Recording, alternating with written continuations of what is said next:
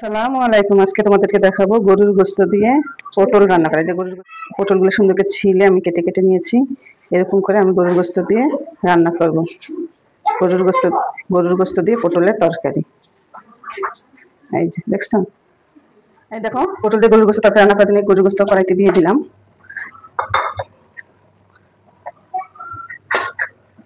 পেঁয়াজ দিয়ে দিলাম, আদা রসুন বাটা দিয়ে দিলাম 2 টেবিল চামচ। পটল যেহেতু পাতলা তরকারি, একটু মশলা একটু বেশি দিতে হবে, নাহলে পাতলা হবে তরকারি। এই যে হলুদ গুঁড়ো 1.5 টেবিল চামচ, মরিচ গুঁড়ো 3 টেবিল চামচ। পটলের তরকারি একটু ঝাল ঝাল না হলে ভালো লাগে না, ঝাল দিতে হবে একটু। ধনিয়া গুঁড়ো, গরম মশলার গুঁড়ো, জিরার গুঁড়ো, সয়াবিন তেল, লবণ স্বাদ মতন লবণ, যে যেমন খাও যেমন তরকারি সেই আন্দাজে লবণ দিবা। সুন্দর করে এখন একটু মাখাবো। এই দেখো মাখিয়ে আমি চুলে বসিয়ে দেব। এই যে বসিয়ে দিলাম। এই দেখো আমার গরুর গোশতটা কষানো হয়ে গেছে, তেল ছেড়ে ছেড়ে দিয়েছে মশলা থেকে।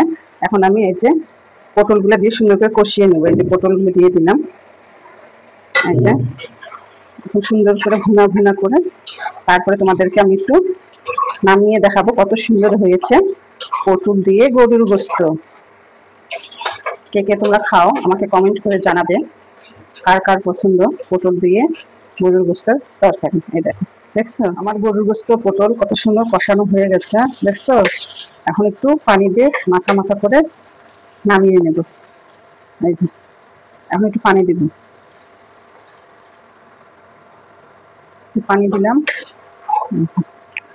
সুন্দর করে নাড়াচাড়া করে ভালো করে পানি ফুটে এলেই নামিয়ে নেব। তরকারি রান্না হয়ে যাবে আমার গরুর গোশত পটলের তরকারি। পটল গরুর গোশতের তরকারি রান্না করা হয়ে গেছে, দেখছো কত সুন্দর হয়েছে। মাখা মাখা তরকারি খেতে অনেক সুস্বাদু। তোমরা সবাই রান্না করে খাবে। কে কে পটল গরুর গোশতের তরকারি পছন্দ করো আমাকে একটু কমেন্টে জানিও। আল্লাহ হাফেজ।